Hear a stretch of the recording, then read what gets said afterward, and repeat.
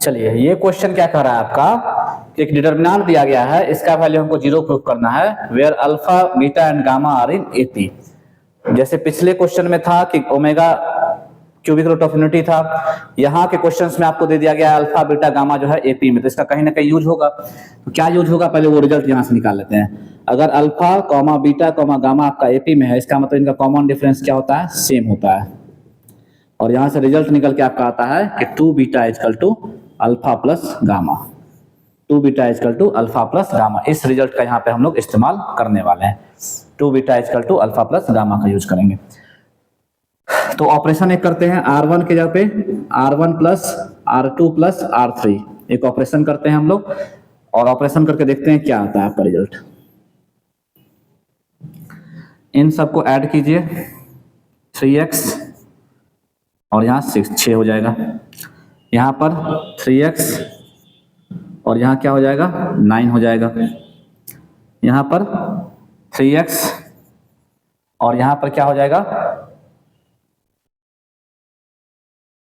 Minus common लेते हैं तो alpha plus beta plus gamma हो जाएगा। ठीक है,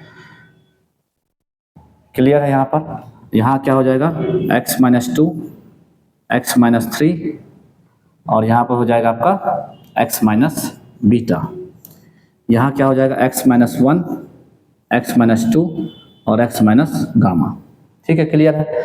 अब यहाँ पर देखिए इस रिजल्ट का हम लोग क्या यूज करेंगे, यहाँ पे x प्लस गामा किसके बराबर है, 2 बीटा के बराबर है, नहीं अल्फा प्लस गामा।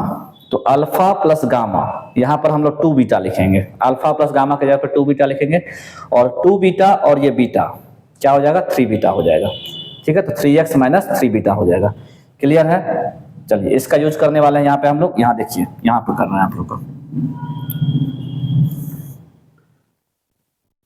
ये हो जाएगा आपका 3 इंटू 3 कॉमन ले लीजिए, x माइनस 2, यहाँ पर 3 कॉमन ले लीजिए, x माइनस 3, और यहाँ पर हमने क्या बोला, यहाँ पर अभी हमने क्या बताया, यहाँ पर हमने बताया कि अल्फा प्लस गामा के जगह पे 2 बीटा लिखना है। तो ये अल्फा और गामा, इसके जगह पे 2 बीटा लिख लिया, और ये प्लस बीटा, तो 2 बीटा प्लस बीटा कितना हो गया, 3 बीटा।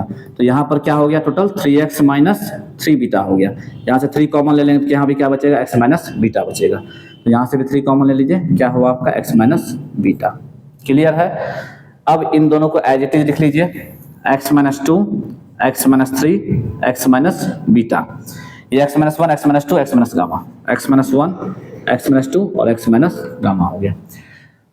क्लियर है यहाँ तक। अब देखिए ये आप तो एक चीज समझ रहे हैं कि ये वाला जो है फर्स्ट रो और सेकंड रो एक दूसरे का प्रोपोर्शनल है। प्रोपोर्शनल का मतलब इसका 3 टाइम्स है ये।